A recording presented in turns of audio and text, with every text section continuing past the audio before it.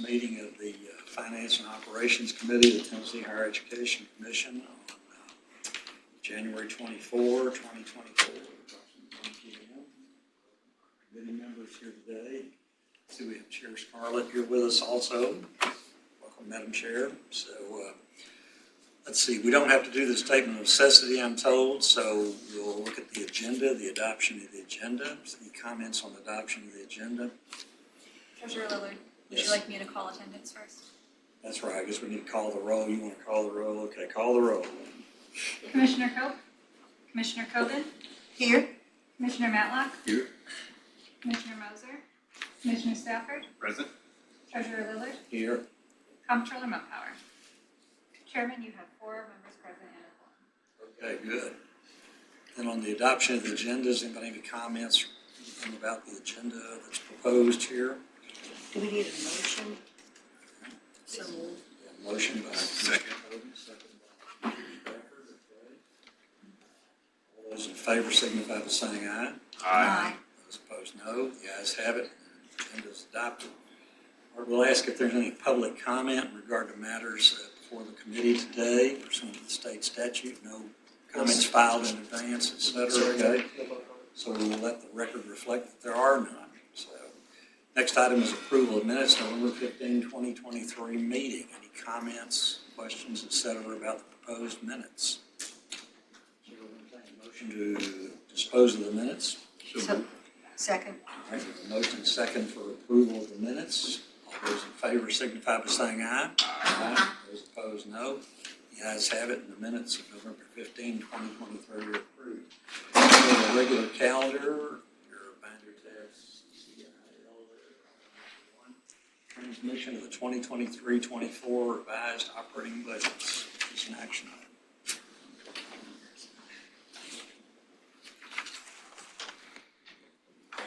Good afternoon, members of the board. Russell Van Zomeren, Senior Director of Fiscal Policy, here to talk to you about the 2023-2024 revised operating budgets. As a reminder, THEC is tasked annually in the appropriations bill with collecting and transmitting the operating budgets onto Finance Administration. Our role here, this body's role here, is to review and provide comment onto F&A. We do this twice a year, once of course in July, with the proposed budgets, once again in the winter with our revised budgets. The financial decisions for these budgets have already been approved by the board, so prior to you receiving these today, each of the 6 LGIs and the 2 system boards have reviewed these budgets, approved them, transmitted them on to THEC. Thinking about the operating budgets timeline, the operating budgets are sort of in constant development. Right, so we start any fiscal year with this body's recommendation for higher education appropriations, which occurs in November. At that time, we are beginning the process for the next fiscal year's budget. At the same time, we are transmitting the revised budgets onto Finance Administration, which we will work on today. The governor's budget is moving forward. We'll hear more about that in the next week or 2. There will be whatever legislative action that will happen in any fiscal year, and then we'll hear from campus on their budget priorities. As they start to think through, we know how much we might have coming in through legislative appropriation. We know how much we might anticipate collecting in tuition for a year, thinking through what does campus actually need, and they'll put that into their proposed budget for the upcoming year. This commission's work to set binding tuition, of course, plays a huge part in that as well. We tend to do that at the May commission meeting. And so as our institutions are thinking through their budgeting process, that May date tends to be a big one for them as well. Their governing boards will review their proposed budgets. The governing boards will eventually approve those budgets and move them on to THEC for transmission to F&A. In July and November, we're revising the budgets.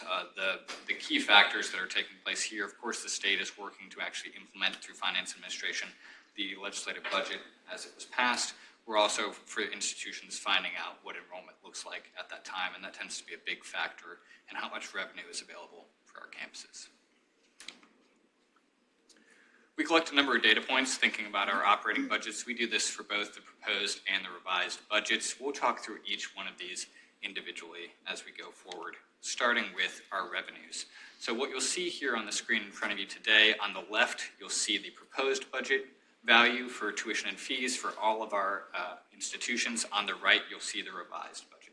So tuition and fees, we're thinking, of course, about those students who are paying for instruction, not considering any of the auxiliary enterprises, but truly just what revenue is coming in through tuition and through fees. This value hasn't changed that much from the proposed to the revised budget.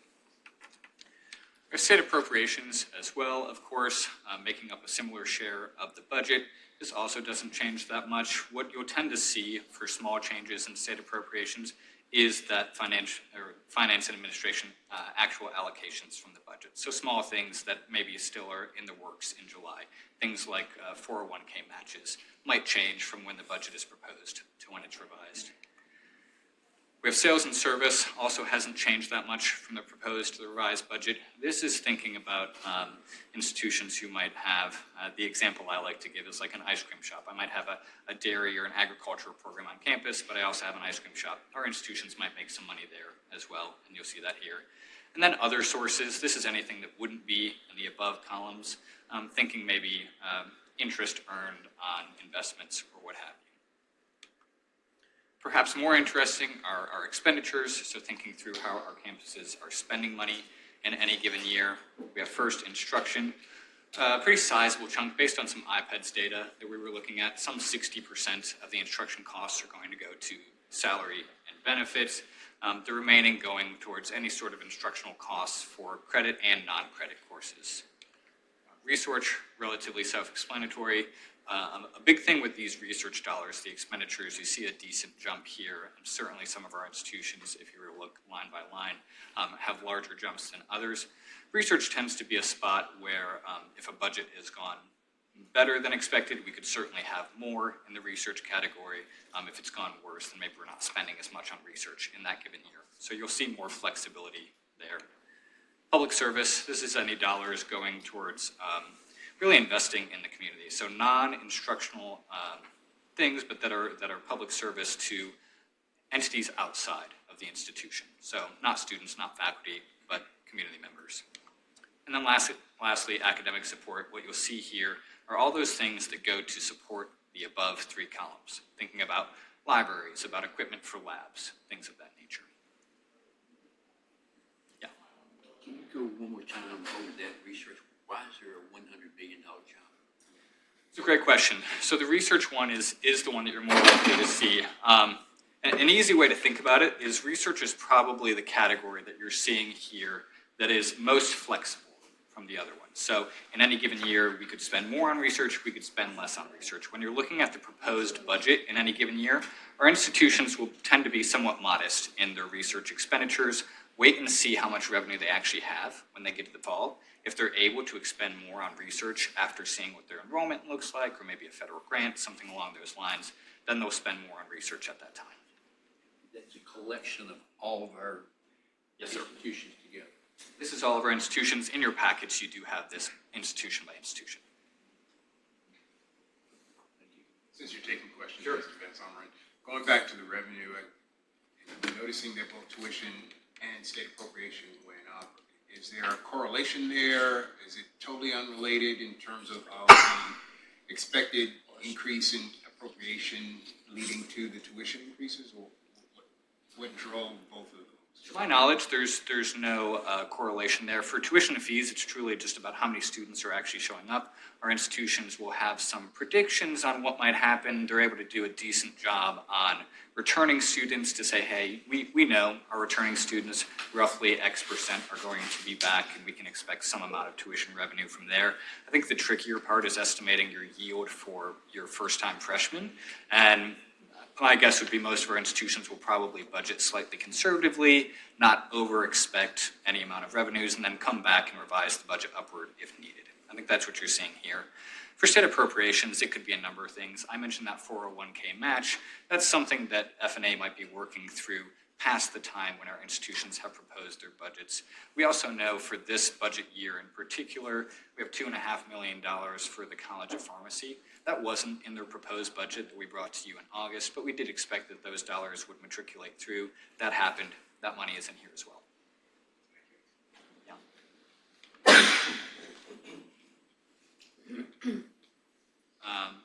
Okay, moving on to the other expenditures. So these are non-instructional expenditures. Student services, this is essentially student life or student quality of life. We can think about, a health center on campus, career services, intramurals, you name it. We tend to see that might increase as the number of students is increasing. So if we have more students on campus, we probably have to spend a little bit more on the health center and so on. Institutional support, this would be really the admin of any institution, the finance staff, the executive staff of any institution. We see some increases there as well.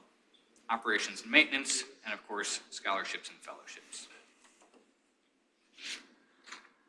I got a question in preparing for the presentation today, and we talked about it when I was before this body back in August, about the percent of total allocations that are going towards that academic function. So thinking about the items here you see in blue: instruction, research, public service, academic support. And we know, it's in your cover letter, the percent of the overall budget you're seeing at Tennessee higher education institutions devoted to these functions has decreased slightly over time, from about 63% a decade ago to about 60-ish% today. I'll say that these data here that you're seeing are from the National Center for Education Statistics. The way they categorize their funding is slightly different than what you have in your packet. So I wouldn't, for instance, look at this chart and say, the average institution is spending X amount versus our institutions. What's more important here is the trend, right? And so what we can see is that our institutions, this is every public institution in the US for the last decade or so, we're seeing in general less spending on these core functions. You can see that more clearly here, looking at the most recent data we have available, FY 2021 to a decade prior.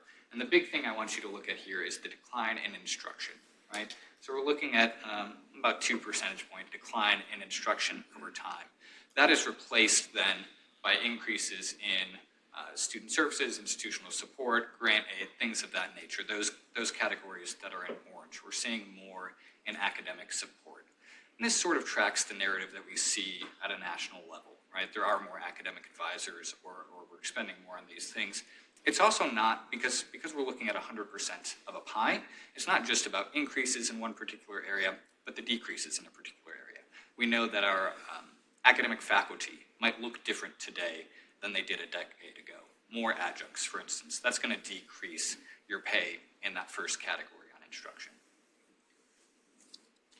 Another question. This is all of our post-secondary, or is this just universities? Great question. So the chart you're looking at here is actually for every public entity in the U.S. Okay. Can you flip back one screen here real quick? One more. Oh. Institutional support is up from 584 to 651. Scholarships and fellowships, not so much.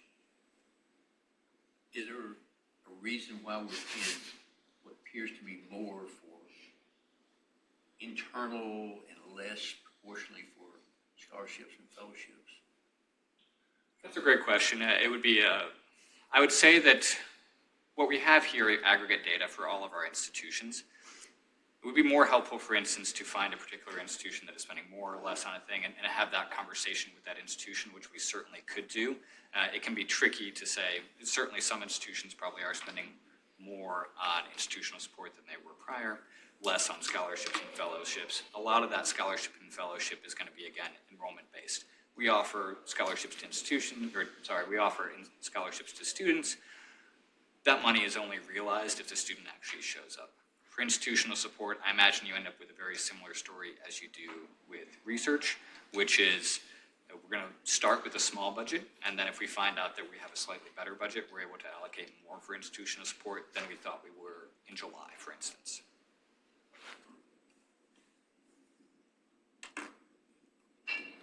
Institutional support would be the cost of business. Is that a fair? That's a great way of thinking about it, yes. So I'm just saying, looking at the notebook, sorry, let me speak. I've just identified ETSU's had a larger increase from proposed to revised in their institution support. we can reach out to them and get a better response on why that changed on its campus. Or not a better response, a more complete response, sorry. Let me handle it, please. No, we'll reach out to ETSU and identify why that jump increase happened there. Get back to you. Thank you.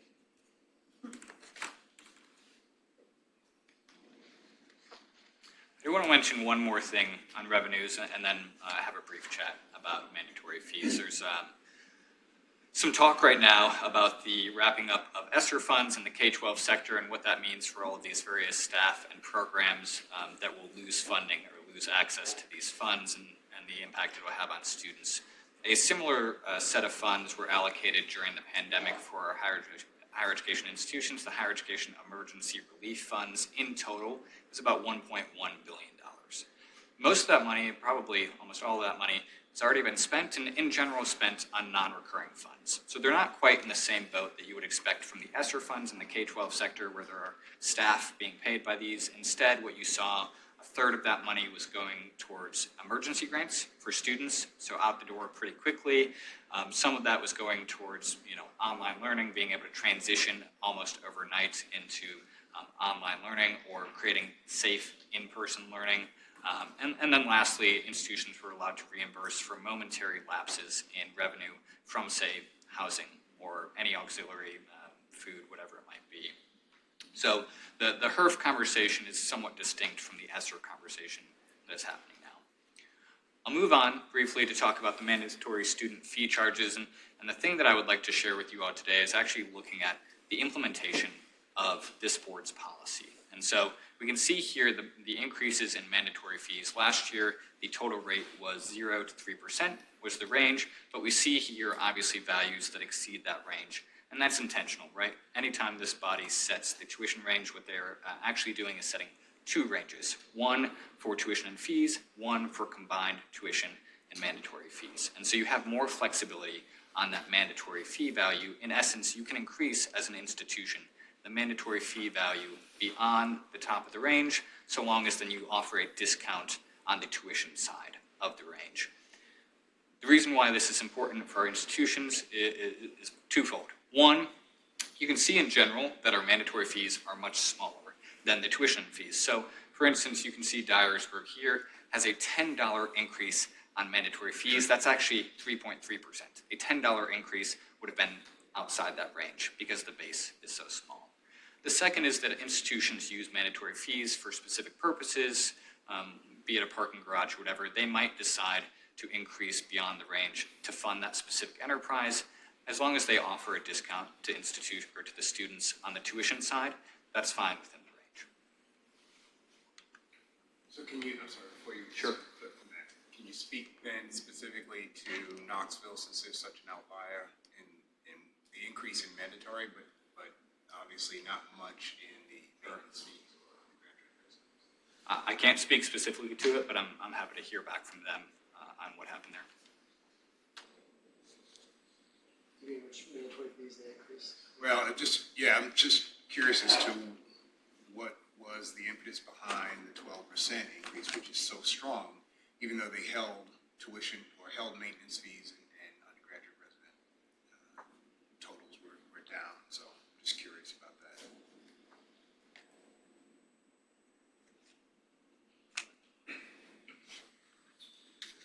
With that, the THEC staff have reviewed the revised and voted. Sure. Mr. Chairman, if that's okay.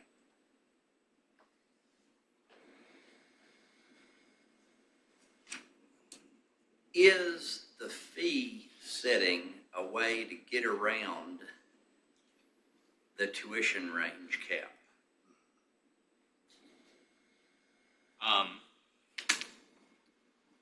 Is the fee setting, sure.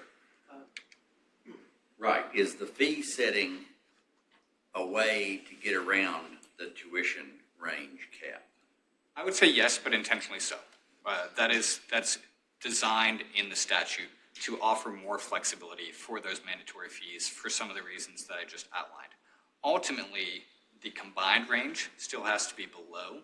And so, again, if you are going to increase beyond on mandatory fees, you then have to offer that discount on the tuition side. Okay, That was actually the design, and I think someone who wrote that statute is here in this room, Scott. When Focus was going through, there was conversations about, a lot of institutions are increasing their tuition, we should have a tuition cap on it.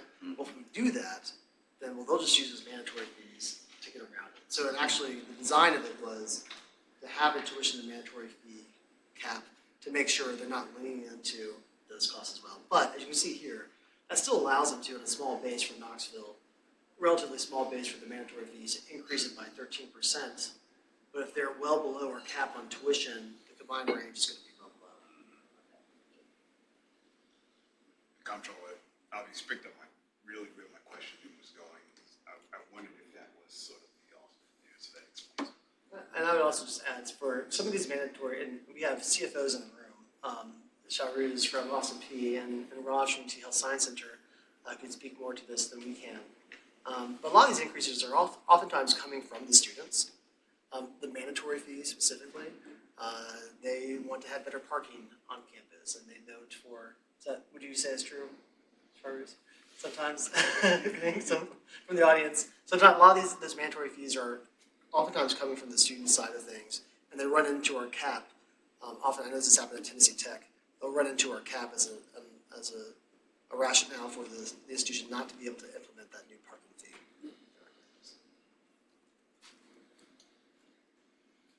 So let me ask you, is there an index of affordability of higher education across the nation that could be compared to Tennessee institutions? Is there anything like that out there?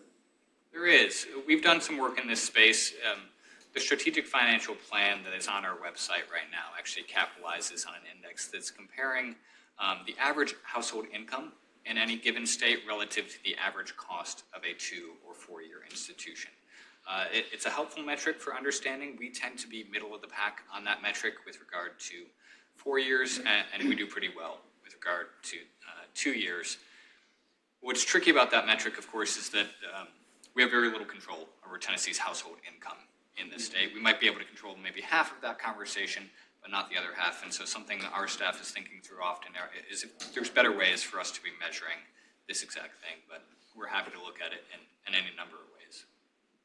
Yeah, I guess I make that question, that inquiry, because from the standpoint of an oversight body, it's hard for us to pick apart, why a particular fee goes up or down or other expenditures go up or down. That's largely a management issue at the institutional level with people like Raj and others who are very good at this, and everything. But it's, my question is kind of, how affordable is higher education at a particular institution or across our system, versus what the national norm is for, as you say, measured versus the capacity of household income would be one way to look at it. How does that yardstick look for Tennessee versus comparable states or comparable? That's fair. We have robust scholarship programs that bring down the cost, especially thinking about Promise and Reconnect.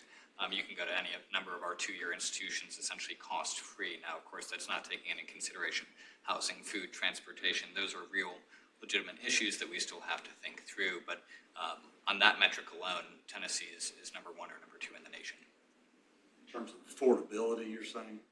In terms of student-borne costs, and happy to do a full presentation just on this, but yes, in terms of student-borne costs, how much of the actual tuition and fees is paid by tuition-paying students?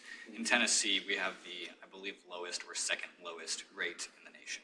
That's for 2 years. For 4 years, we tend to be, again, 25th, 26th, truly, somewhere in the middle relative to our other 49 peers. Well, I'd be interested in knowing more about, maybe you and I could talk about that, but where we stand in that sort of affordability index, and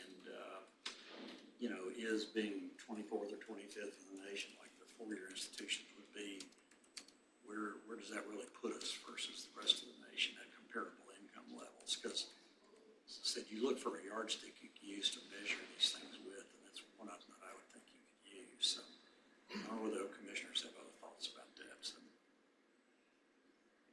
Well, the strategic plan was put together back in 2020. We are right now, started initiating a new review of it last year, but began up steam here in March. I'd love for us to speak to this body if we can, or with you about those measures we've used in the past, and show you where we are with that. We also have, we can send this out to the committee, part of our fact book tracks net price by sector. Net price being total cost of attendance less all financial aid. And we have some pages in our fact book dedicated to how that trend has changed over time for both the university sector and community college sector. So we'll send this out to you guys. Anybody else got anything else on this issue? Russell, does that conclude your presentation? Yes. Okay. All right. Any further comments on the proposed revised operating budgets for 2023-24? Seeing none, is there? Yes, Commissioner. You may know more in this room than me on, where are we tracking relative to our state budget? Are we flattening out? I understand that the increases we've enjoyed the last several years are slowing down dramatically.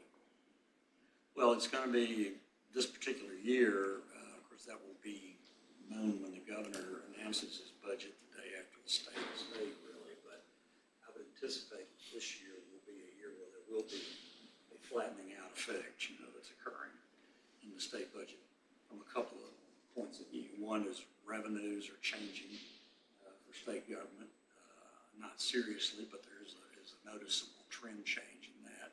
And then also there's a policy proposal that the governor's office has regarding franchise and excise tax that's going to make a difference this year. Comptroller, you got any thoughts about that? Those two things are probably the two biggest things. By flattening out, if you mean hit a brick wall, I agree with you 100%. I'm not sure I'm willing to go to that. The word of the year is austere. This is going to be a tight budget year. But if we do things right this year, next year will be much better. But, and the comptroller's right about his comments there in the sense of if we do things well this year, as you know, budgets are built on base, and how we do things this year affects what occurs next year. But I will comment, before the comptroller was the comptroller, when I first came here in 2009, this is my 15th year as treasurer, we were cutting the state budget 8%, and we were laying off state employees. We were actually issuing layoff notices to people. We're not in that situation or anywhere close to it at this particular point in time. So, And in fact, we're still bringing in more revenue than we were pre-pandemic. right. So, austere is one way to describe it, but, I would say that there are changes in the trend line occurring, You may have missed it, but I heard a sigh of relief. Okay.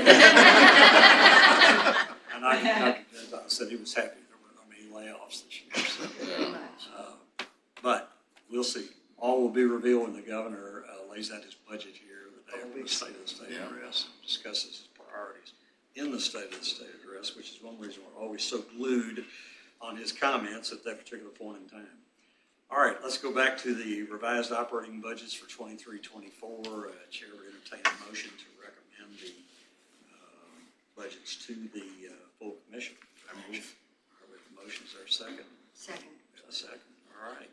Any further discussion?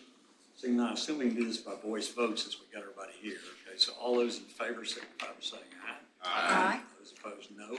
Ayes have it. The matter is approved. Okay. We'll move on to the next item on our agenda here, which deals with the rule repeal, Rule 1540-01-3. And we have a statement by Joyce Mikado, Associate General Counsel. You're recognized. Thank you. So the legislature requested that agencies conduct an internal evaluation of all their administrative roles. And in our very thorough search, we only discovered one that we're recommending for the commission to repeal. Rule 1540-01-03 is titled, very long, Regulations for Apportioning Funds Under the Agricultural and Home Economic Endowment Trust Fund. It stated that THEC had the authority to determine the manner in which those funds were utilized, but that has now been shifted over to the Treasurer's Office. And Attachment A provides the red line version, and obviously Attachment B provides the clean version. So if anyone has any questions on this very exciting fund. Okay, so So Ms. Mercado, it appeared to me in looking at this is a housekeeping item, right? That's what this is, all right? Yes, sir. All righty, okay, any questions or other comments by commissioners on this? All right, seeing none, Chair would entertain a motion to approve by the committee, but recommend for adoption. So moved. Commission, please, with this repeat motion. Is there a second? Second, all right. And any other discussion? We're going to need to call the roll since we're dealing with a rule here. Do we have to do that here? No, sir, we'll have to call roll for the full commission, For the full but we don't commission. have to Okay, so report the here we can committee's do it vote. by voice vote. Okay, all those in favor, signify by saying aye. Aye. Those opposed, no. Ayes have it. And the rule is recommended for repeal to the commission. All right, the next matter is the agenda is the capital maintenance presentation. Ms. Patty Miller is recognized. Thank you very much. Good afternoon, members of the board. Patty Miller, Chief of Facilities Planning. I want to start by sharing the name of a book that a friend of mine referred me to called How Buildings Learn What Happens After They're Built. And there's a chapter in the book called The Romance of Maintenance. And the point of the entire chapter is there is none. And it goes on initially to tell a story about a poor fellow that had a catastrophic roof failure in a building that he was renting. And after a heavy rain, it wasn't properly maintained. It completely destroyed his business. The insurance company didn't pay due to a technicality. Shortly thereafter, he had a heart attack, a nervous breakdown, and lost his business. So this was the story he's telling. The point is he goes on to say, maintenance is very difficult. Doing it is a pain. Not doing it is catastrophic.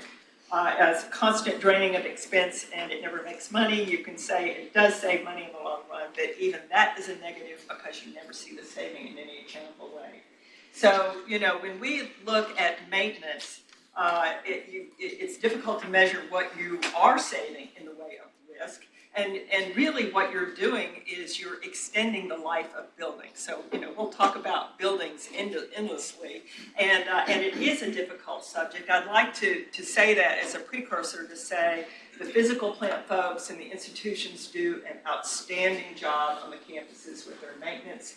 The state, we're probably in one of the best states in the union with regard to capital overall. And so I say that as a precursor to some of this information, which sounds like bad news, but we really have to drill down on the details and understand what it is that we're talking about. When I first came here, I was very interested. Every year at the legislature, somebody will pop up during the session and say, well, what is the deferred maintenance on the campuses? And at first I was kind of taken aback to think, how in the world are we going to know that? And then you've had focus happen with the division, from the 2 institution systems to the 8 or 7 or 8, depending on how you're looking at it, and really challenged with the gathering of information. So a lot of what I'm going to talk about is how we gather information, what we're doing with it, the direction that we're going with it.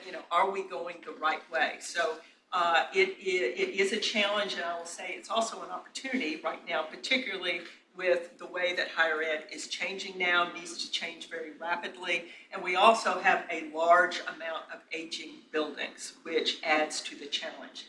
And I'll show you some of that. I'll start right off the bat with a bit of a detour to talk about project information tracking. This is a program that we brought over to THEC. I went live December 2018 for the purpose of the success and support for the institutions that severed in the area of capital. So the information tracking system is a project management tool. We modernized the functioning of the program, and it is interesting because it's an older program, but it's specifically designed around the processes for the state of Tennessee. So there's some package of proprietary programs that address capital, but this particular program is specifically designed for Tennessee. It is also available for use by F&A and tracking bill payments. So instead of the 5 institutions, you then have one that you're working off of for F&A, for bill pay, and for viewability and access for all of that information for the institutions as they were starting off developing and managing their own projects. We've made many changes and improvements to the program. We've developed the capability for exporting all of the quarterly reports that are required by the state architect's office. So it's literally a push of the button, and those exports of all that information that goes to the state architects can come right out of the program. The program we've also developed what we call a capital budget module, now being used by the 6 institutions. So this is a program that's available to all. It's a program that provides the full body of documents in the capital budget submittal, and most importantly, provides a way for them to develop and track internally the early stages of the project along with budget development and so on. And then when the project is approved, they can port it over into the PITS program and it's ready to go. So we're hearing a lot of positive feedback about this in terms of that use as a planning tool for the institutions in the area of capital. We also developed a tool called the Budget Builder, which is a standardized budget development document having all the components of how you put together a capital project, everything that goes into it, not only design, construction, testing, commissioning, and so on, and all those pieces and parts that go into the development of a large capital project. We also have, yes, sir. That budget builder, that's a budget that is used outside of our office as well, right?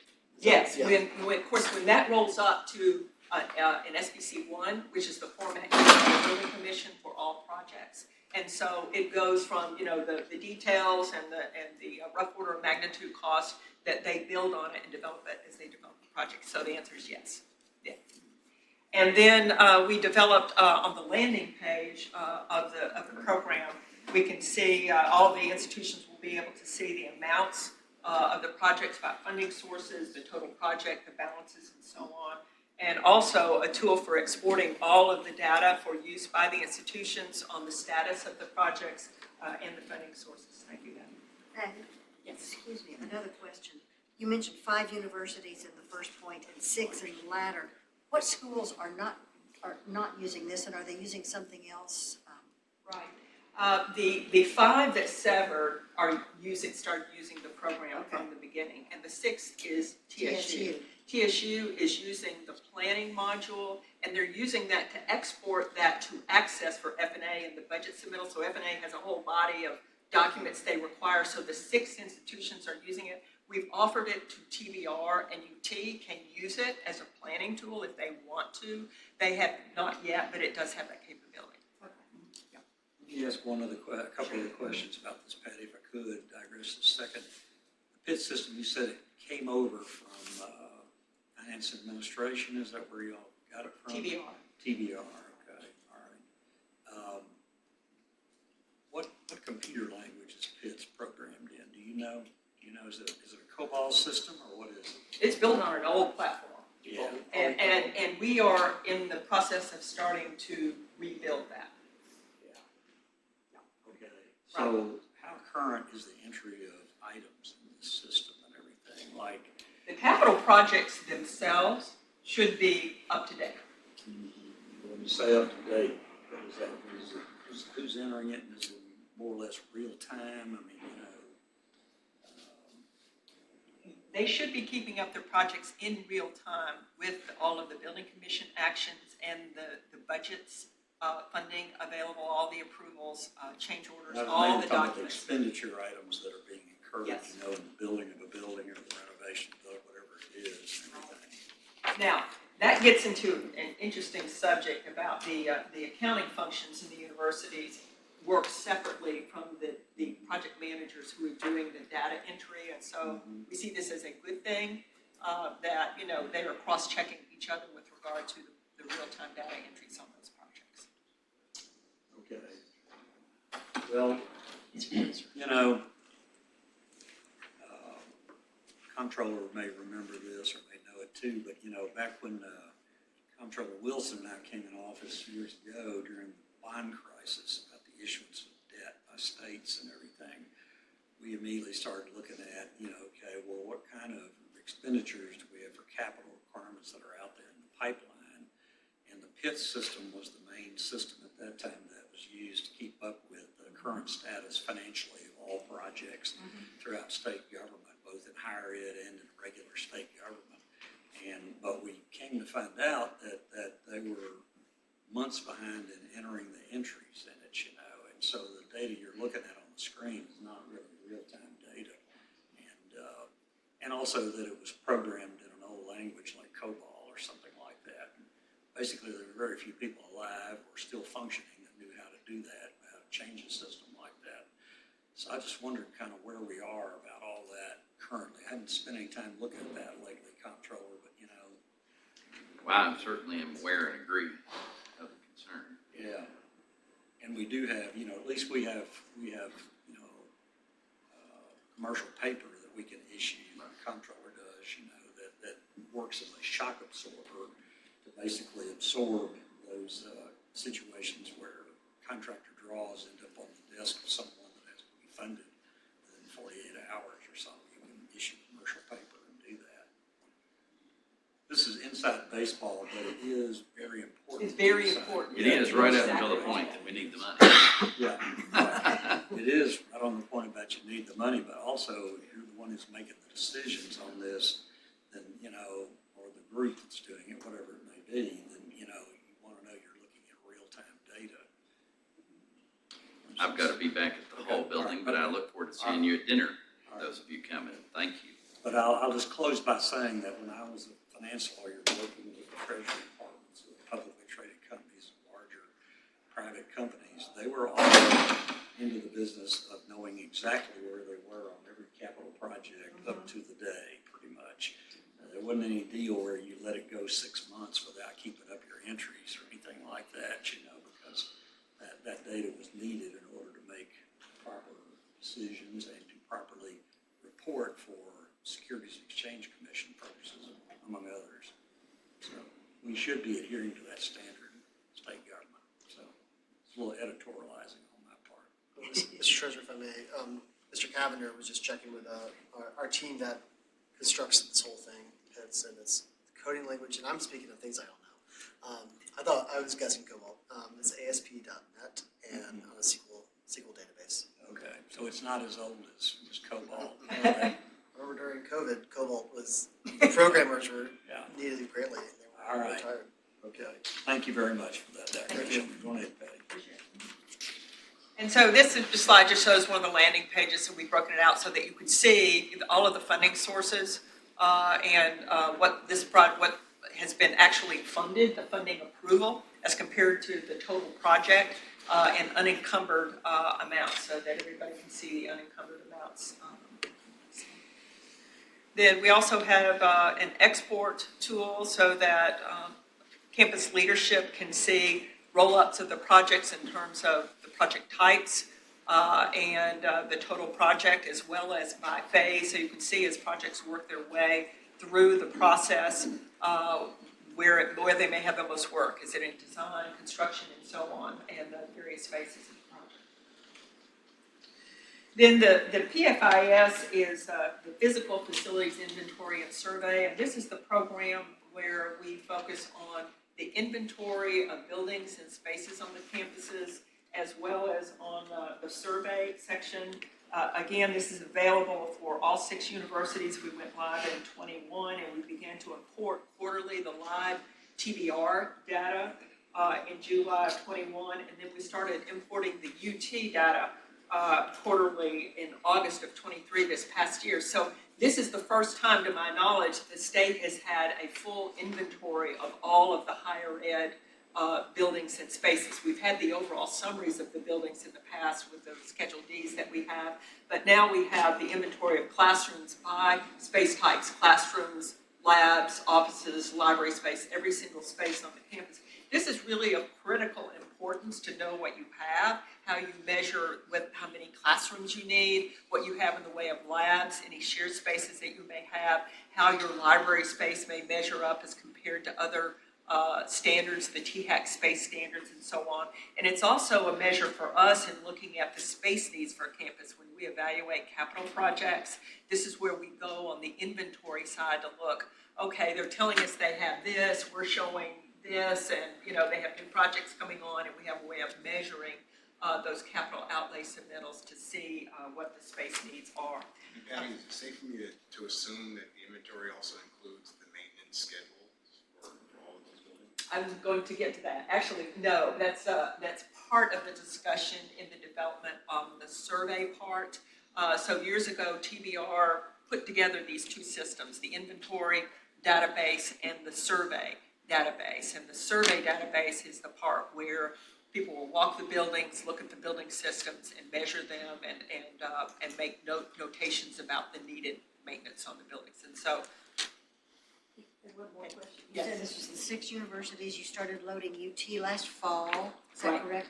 And then what about the community colleges and the TCATs? they're all in there. They're Okay. in the TBR quarterly imports. And all of the inventory, and just a distinction there, we have all of the data for everyone on the inventory part. We have everyone except UT on the survey part.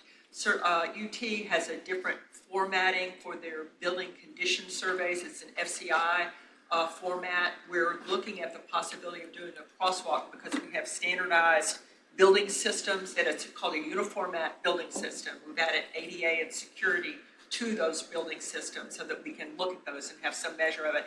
But long story short, we're looking at how we may do a crosswalk or a little study so that we can convert their scores into the building scores that we have. It's important because we want to have apples and apples again on outlay when we're looking at projects too for them.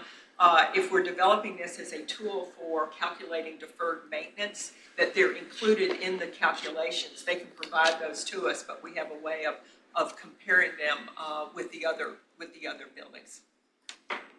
Yeah, and so the program also has, I'm going to show you in a moment, what we call a data matrix planning tool. I'll describe that in a minute.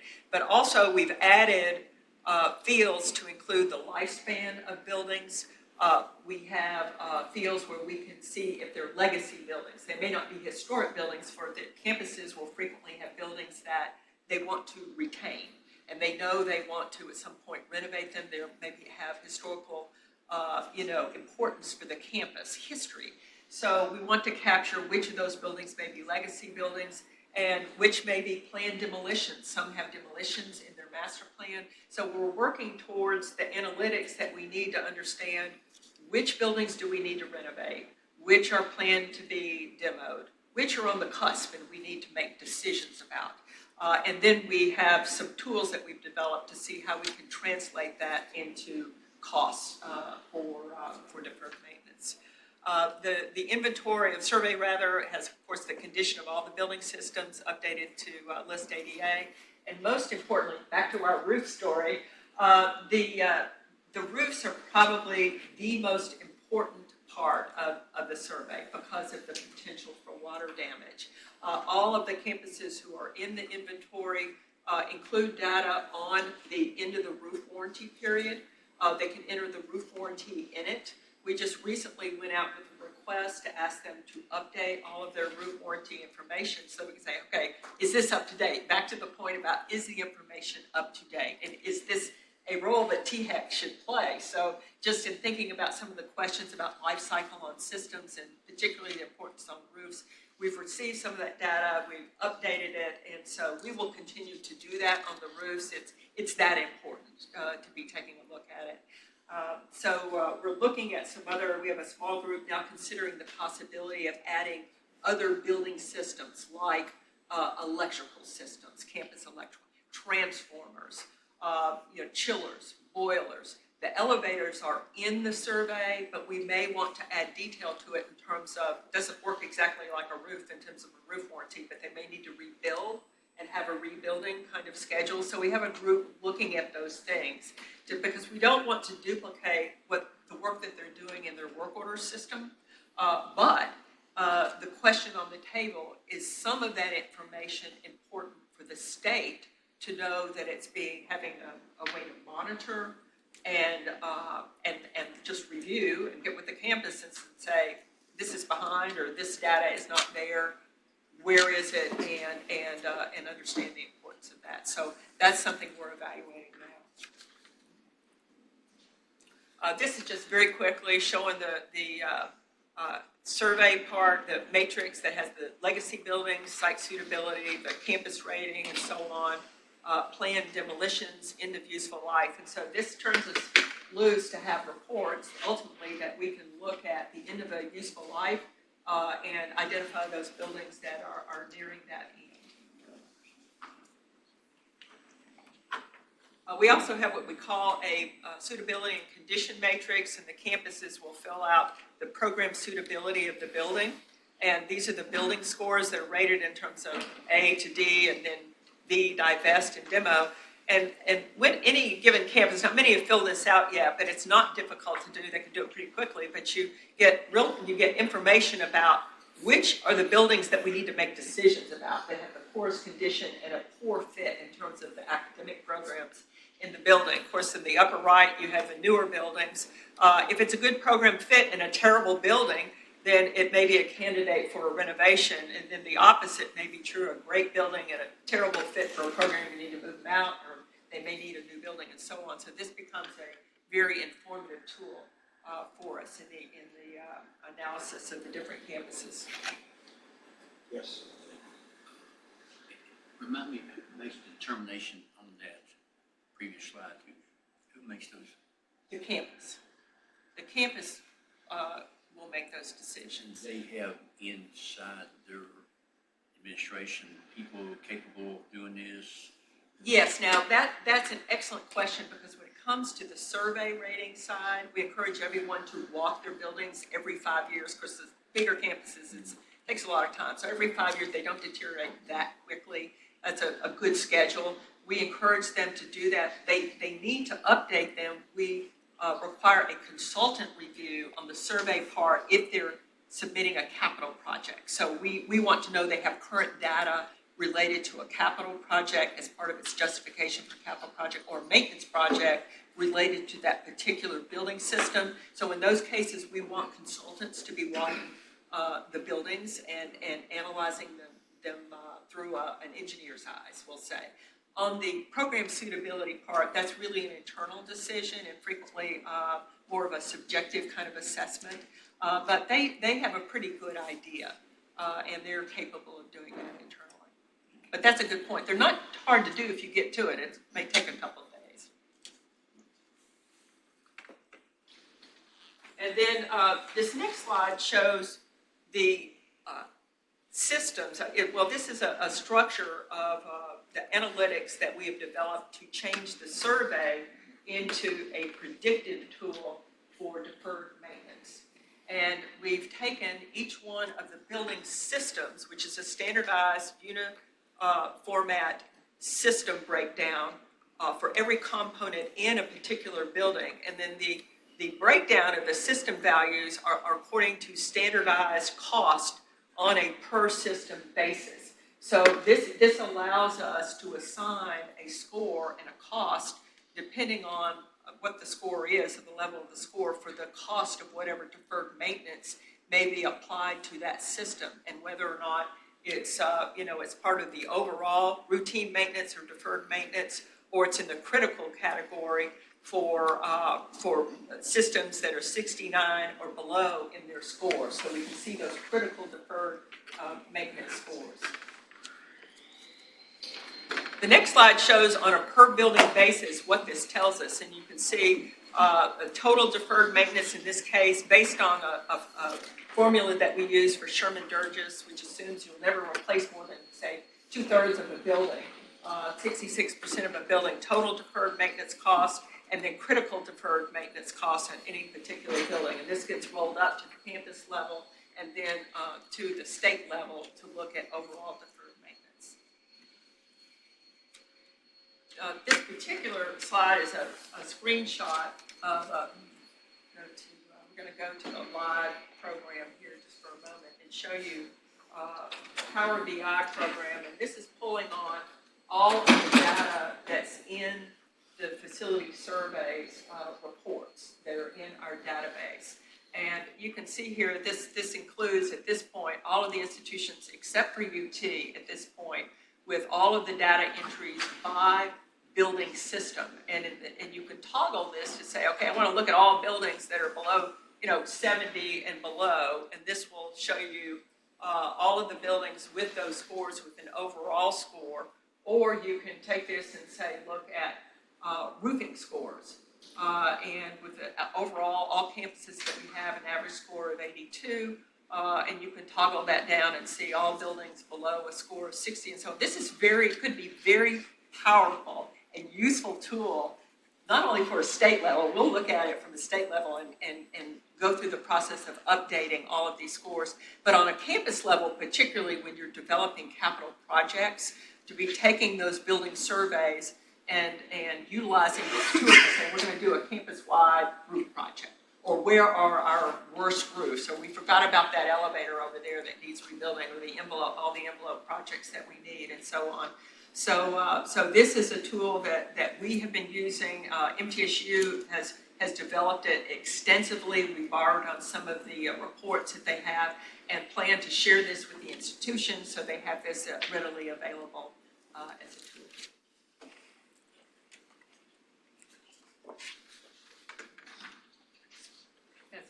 So just a few stats here.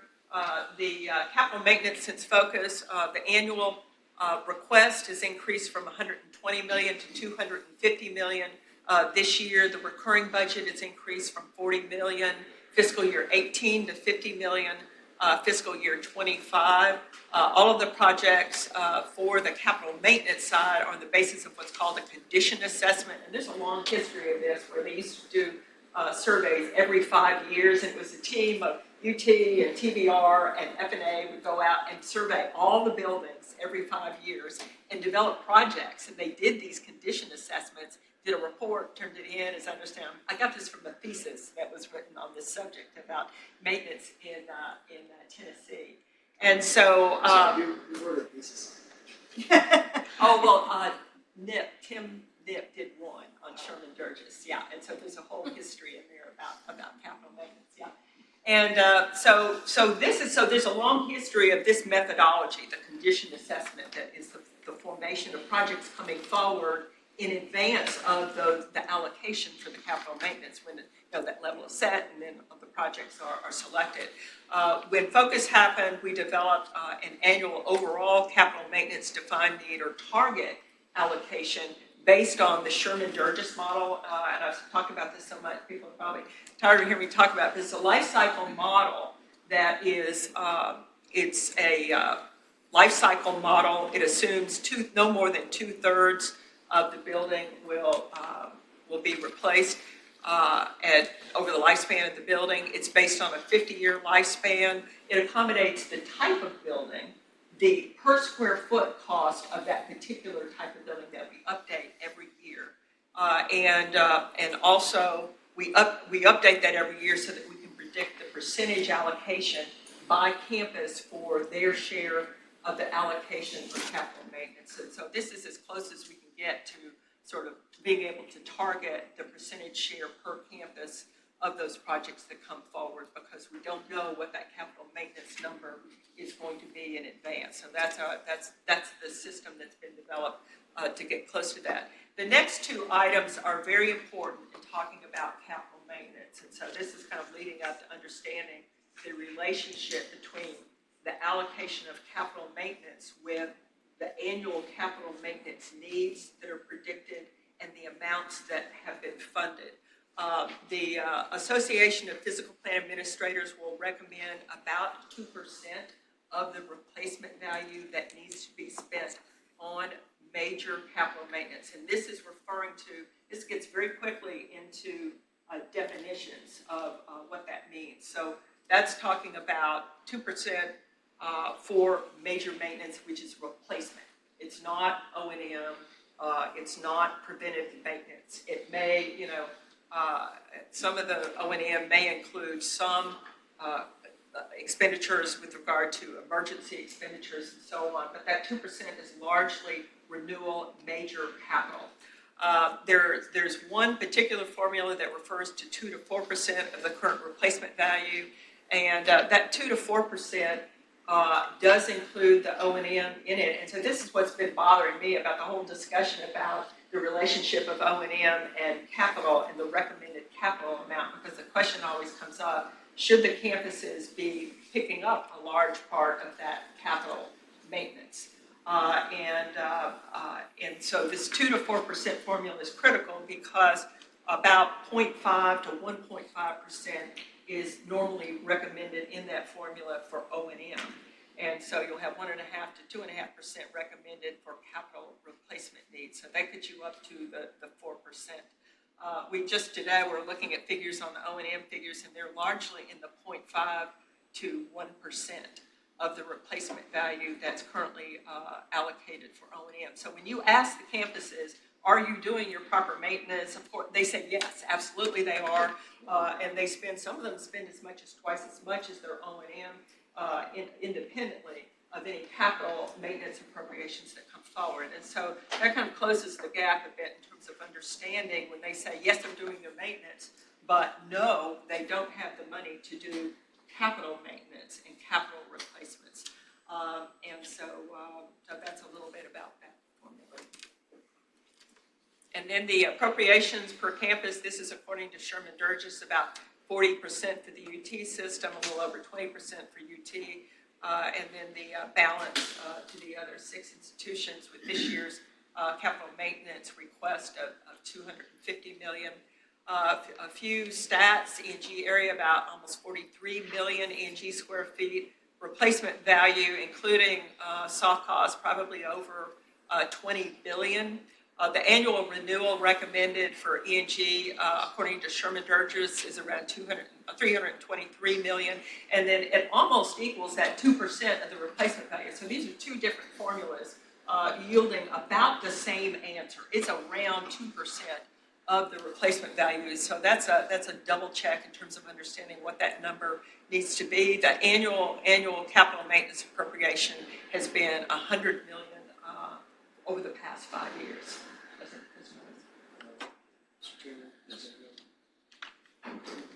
Just to go back to that last slide there, E&G, as a reminder, education in general, that maps 100% onto Russell's presentation on the operating budgets when he's talking about all the E&G spending on that campus. E&G, that's marrying to capital maintenance, that's happening primarily, not 100%, but in buildings that are being reflected here.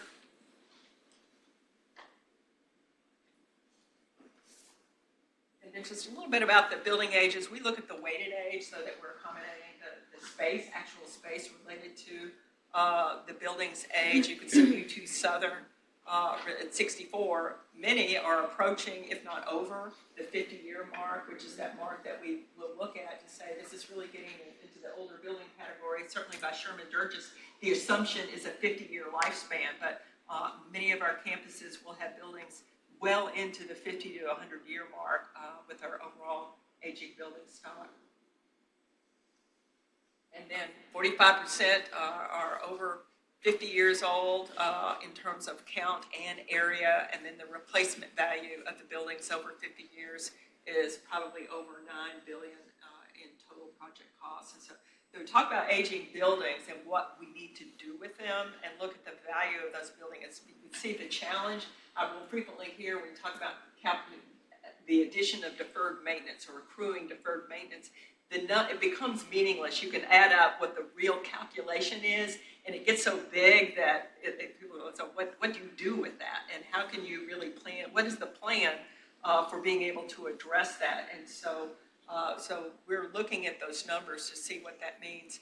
This is a slide showing the square feet added every year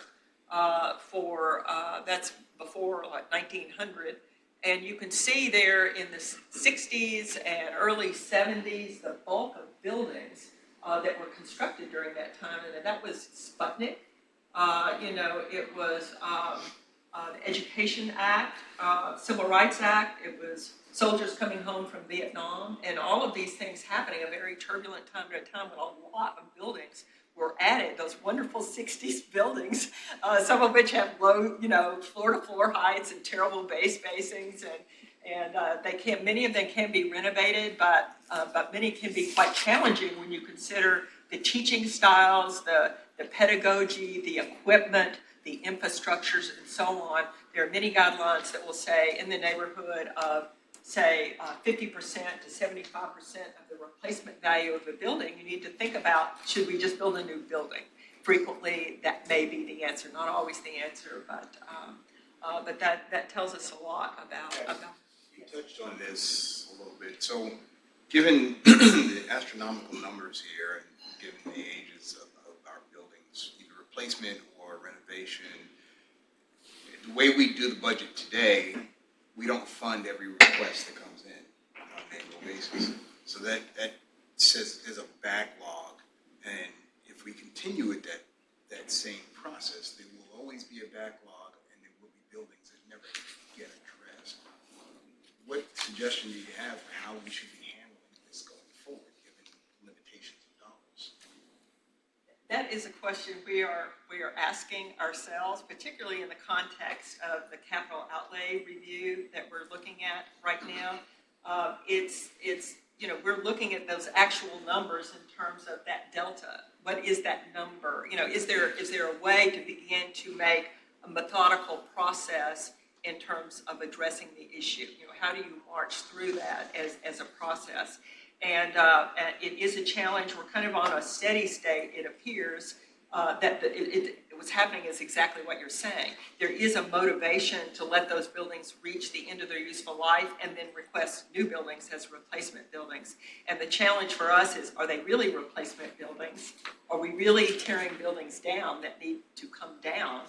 And is that part of our capital review to encourage the campuses to have the efficiencies that we know are probably most desirable? Some can become hazards even if they're empty, they're empty or really not kept up. So we don't have all the answers. We're here to kind of talk about some ideas that we have about that. And so when we look at the actual delta between Sherman Durgis and what's been funded, it's about $670 million. And then when we do our internal review according to the program that we have with the building scores that we have, you take 1/2 of the critical deferred maintenance is about $660 million. And so that was kind of an eye-opener to us to look at that through two different methods to see what is the critical deferred maintenance right now. Is it something that we can begin to think about in some way with regard to the requests and how these move forward?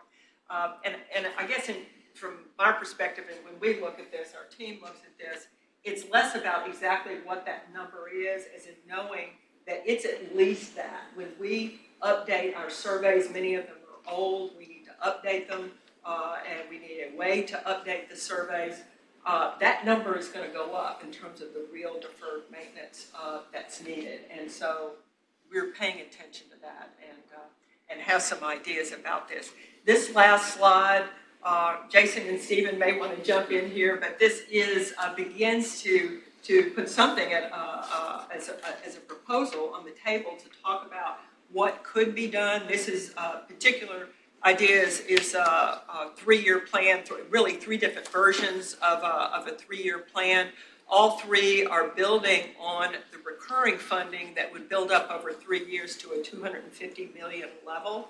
So we have more in the way of recurring maintenance. That's going to be plus or minus 1.5% on the lower end of what would be recommended for renewal every year. The campuses really need I'll call it a steady state in terms of funding to be able to address capital maintenance. And theoretically, at that level, you're only not increasing the accelerated rate of deferred maintenance. In other words, you're just keeping up and at that large scale, really not addressing it. I think, in fact, you'd be able to start to make some progress. But all 3 of the options include in a complete funding of ADA, safety and security funding every year, which is likely going to continue in terms of those expenses related to safety and security, as well as a facility survey that we'd like very much to see happen. We've asked for money to do a statewide survey for 3 years running, and it's been turned down. And so the campuses can do them themselves, but many are behind, and they're all very busy, and it's very, very difficult to get to it. And so there's a discipline there as well. They're not up to date on the survey. I say if there's a piece that really needs the most work, it's on the facility surveys.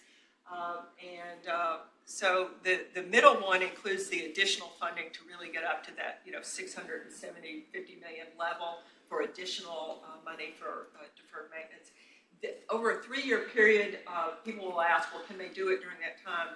If they know it's coming, they can gear up and package their projects together so that they can address it. Still, it would be a very big challenge to them.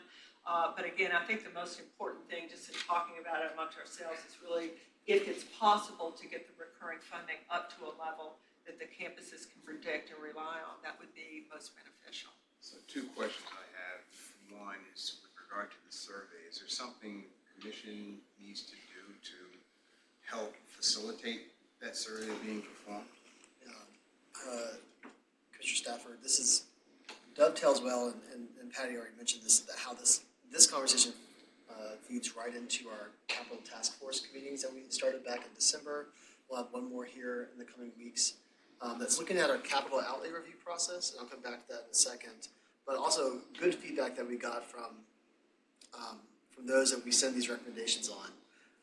It would help for us to bring more clarity to what we're recommending and why, and to prioritize it, not just prioritize our outlay projects, but also to prioritize these elements too. Because right now we send over a lot of information, and as they're looking through it all, they're like, well, what's the biggest need here? I think that's what we can do better going forward. It's great feedback that we received from during that meeting, to be able to put in, this is how a facilities survey could help the general plan of capital for the state, and here's where we recommend, the commission would recommend prioritizing that. So that was really excellent feedback. Patty hit on it to your question earlier. A big concern that others have had, and the constitutional officers started weighing in on this about a year and a half ago about our process, is that we allow for 1 project per campus, 3 projects per TBR, and for UT. This is very narrow. A big piece of feedback we got in the Capital Task Force meeting was, can we expand it so that we're actually meeting the true needs of the state, of higher education specifically, by looking at some of the deferred maintenance, the amount of deferred maintenance that you have on campus? Can that inform us on where we go with how many projects a campus can submit? So that, to your point, it's not just a limitation that's based on an arbitrary number, it's a limitation based on your true needs on the campus. And so we're exploring that right now and what that can look like. And then my second question, you touched on this a bit ago. Clearly, we've had this conversation in the commission and elsewhere with regard to building usage and whether we need to continue building buildings or whether there should be other efficient ways of delivering education. And obviously, there are arguments on both sides that there are some tremendous benefits of being together on campus, but there's also the fact that we've got technology that allows us to do things more efficiently that we're not always taking advantage of. So my question maybe to you, Stephen, is what should we as a commission be doing to try to help prompt more effort to really focus on efficiencies and efficient usage of buildings? I think, tying that to our strategic financial plan, that we started that conversation back in 2020, when you're looking at the operations of our campuses, but really, to Treasurer Lillard's question earlier, to bring down those costs of education, to have more efficiency in buildings, what policies can we connect to that strategic financial plan?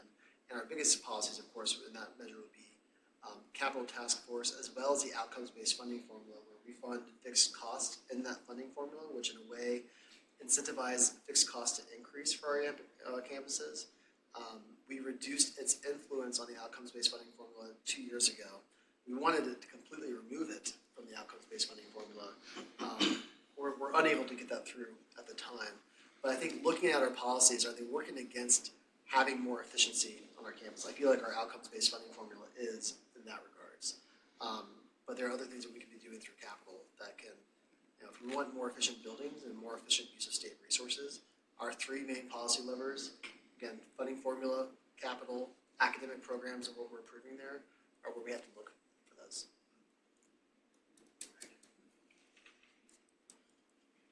Does that conclude your presentation, Pat?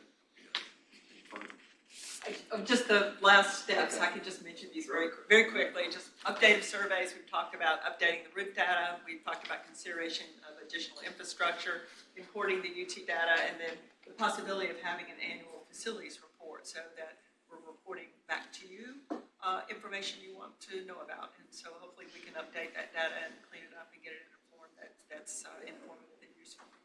Patty, do you have an annual facilities managers meeting of some sort?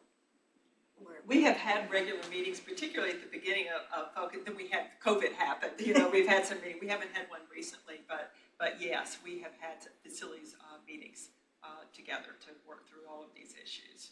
it's important? Yeah. Yes, thank you.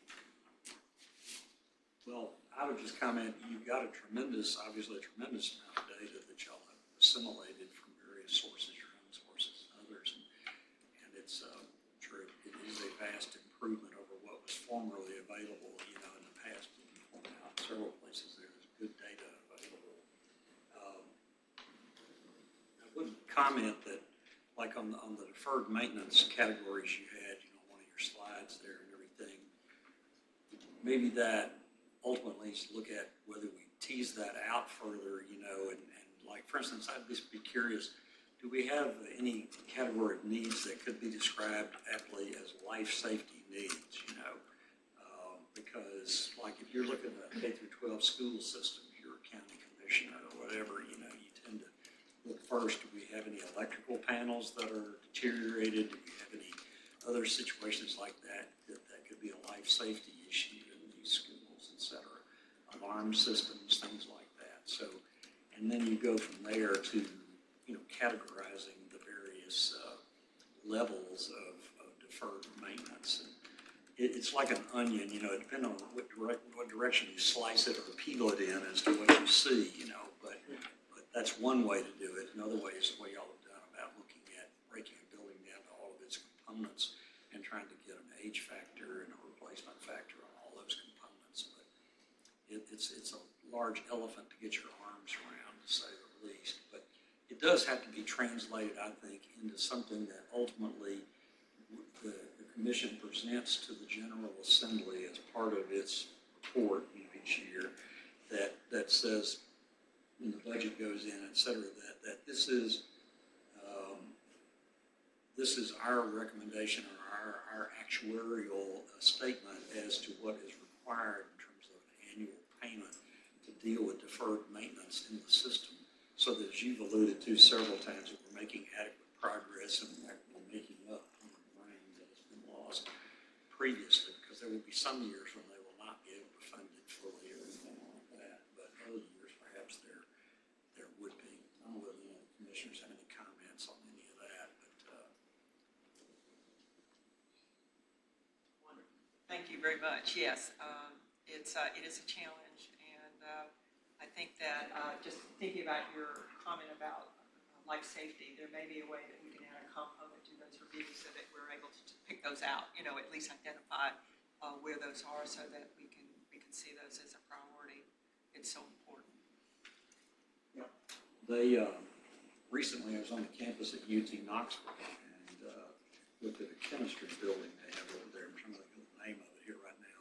That is up for demolition and replacement and everything. It was built in the 1920s, I guess, you know, originally and everything. And I'm not an engineer or an architect, but I saw a brick wall over there that looked like to me, I was with some of their maintenance people, and I said, you know, have y'all given any thought to roping this area off, you know, because it looks like to me that brick wall is not long for this lot, so things would happen, and, you know, so that could be described as like a life safety type issue that's there, you know, so.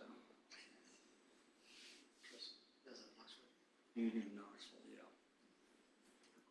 I think I saw that wall. Just for full disclosure, my son is a chemistry in that building, and he has said to me a number of times how dangerous that building is. So. Now, that building, you walk through it, I spent some time there walking through it, and we manage risk, the Treasury Department manages risk for higher education in Tennessee and for state government, and so I was over there with some of our risk managers, and it was like the kind of thing you go into and you say, yeah, our first move here is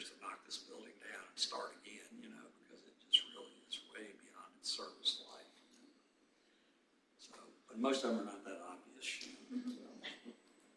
All right, any other questions or comments on this? This is an informational item only. All right, do we have any other matters to come before the committee today? Staff or otherwise, commissioners? Thank you for your presentations today, everybody who presented. Everything's very informative, and we'll look to try to keep refining our mousetrap here as we go forward. Okay, so all right, without objection, then I'll move for adjournment. Is there a second? Second. Second by all those in favor of adjournment, say aye. Aye. Those opposed, no. You guys have it. Meeting's adjourned. Thank you very much for your service to the state and to the higher education.